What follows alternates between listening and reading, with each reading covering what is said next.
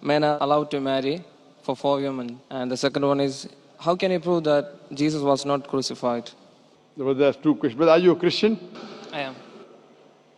Brother, there's two questions. That why does Islam permit a man to have up to 4 wives? Why does Islam permit a man to have more than one wife? And second question, how can you prove that Jesus Christ, peace be upon him, was not crucified? That Quran is the only religious book on the face of the earth which says marry only one. You read the Bible, you read the Ramayana, you read the Mahabharata, you read the Veda. No religious book on the face of the earth says marry only one besides the Quran. If you read Ramayana, the Hindu scriptures, the father of Sri Ram, he had more than one wife. If you read Mahabharata, Sri Krishna, how many wives he had? 4, 10, 1,000, 10,000. He had 16,108 wives.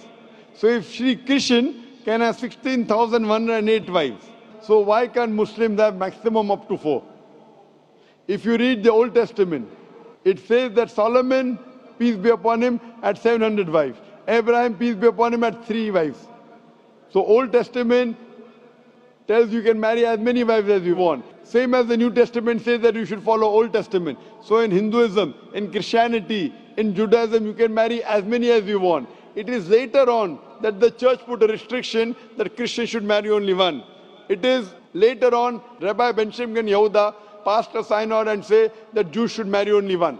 Otherwise, previously, they used to marry as many as they wished.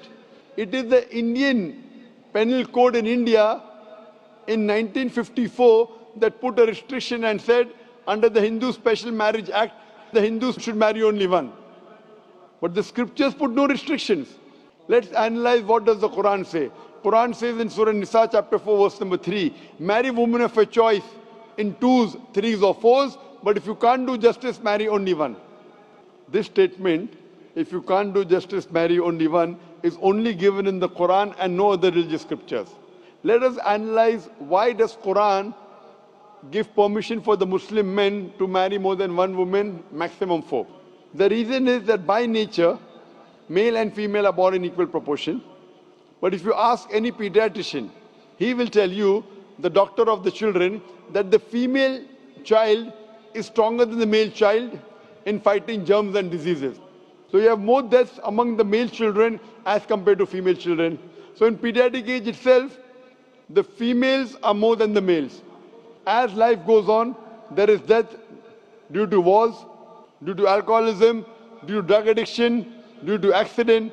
In all these cases, more men are dying as compared to females. So today in the world, there are more females as compared to males. In few countries, like India and China, the female population is less than the male population because of female feticide and female infanticide. In India, according to a BBC report, every day more than 1,000 fetuses are being aborted after they are identified as females. If you multiply this figure by 365, you get a total of more than 1 million fetuses are being aborted every year in India after they are identified that they are females. According to the Tamil Nadu government hospital report, out of 10 females born alive, 4 are put to death. If you stop this evil practice of female feticide and female infanticide in India, even in India, the female population will become more than the male population. Even in China, if you stop this evil practice, the female population will become more than the male population. Today, if you analyze, in USA alone, there are 4.7 million females more than males. In UK alone, there are 1.2 million females more than males. In Germany alone, there are 1.6 million females more than males. In Russia alone, there are 10.6 million females more than males. And God alone knows that how many females are more than males throughout the world.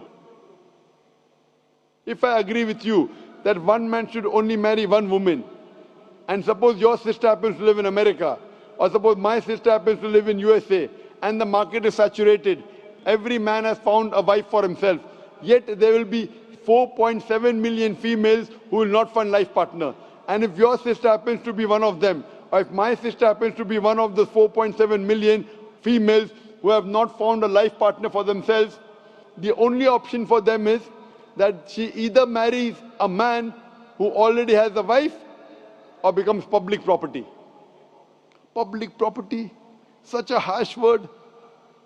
It is the most sophisticated word I can use. I cannot use a better word.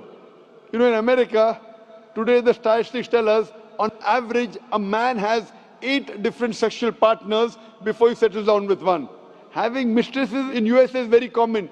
5, 10, 20, 30, no problem. Having more than one legal wife, it doesn't go down their throat. When a woman is a mistress, she doesn't get her rights. She is dishonored.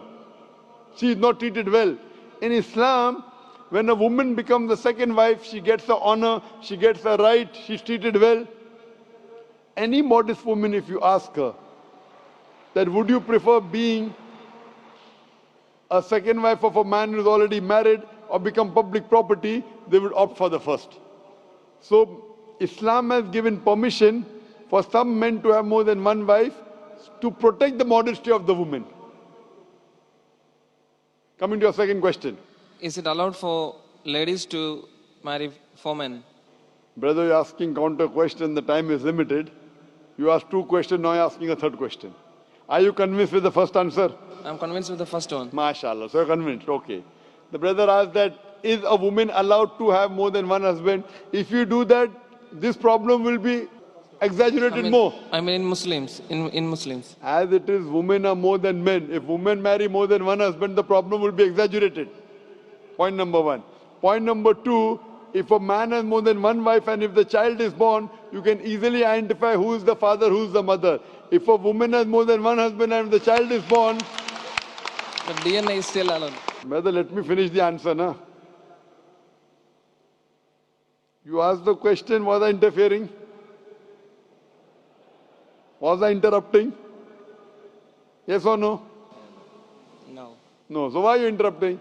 After I finish, you can ask, na? I'm a medical doctor. Are you a medical doctor? No. I'm a medical doctor. I know about DNA testing. I'll come to it. Once, if a woman has more than one husband, 2 husbands, and if a child is born, and if he goes to admit in the school, and if the question, who's your father, she'll have to give 2 names. You're talking about DNA testing. I know about it. DNA testing is recent. Was DNA testing there 50 years back? Was it there? No. It's a new recent discovery, yet it's not 100%. Even if I agree it's 100%, it is now, it wasn't there before. Islam is there since time immemorial. And this is not the only reason. Even if I agree tomorrow it becomes 100% perfect, this is not the only reason. Today science tells us that man is more polygamous in nature as compared to the female. Today science tells us that during menstrual cycle, the female undergoes certain psychological changes. It's not possible for her to do the role of multiple wives. But a man doesn't undergo these changes, it's possible for him to do a role of multiple husbands. Today science tells us that if a man has multiple sexual partners and all are faithful, there is no problem. But if a female has multiple sexual partners and all are faithful, there are chances of sexually transmitted diseases to emerge. And that disease will go back to the male partner. So medically, it is not acceptable that a female has multiple partners, but medically and scientifically, it's acceptable that a male can have multiple partners.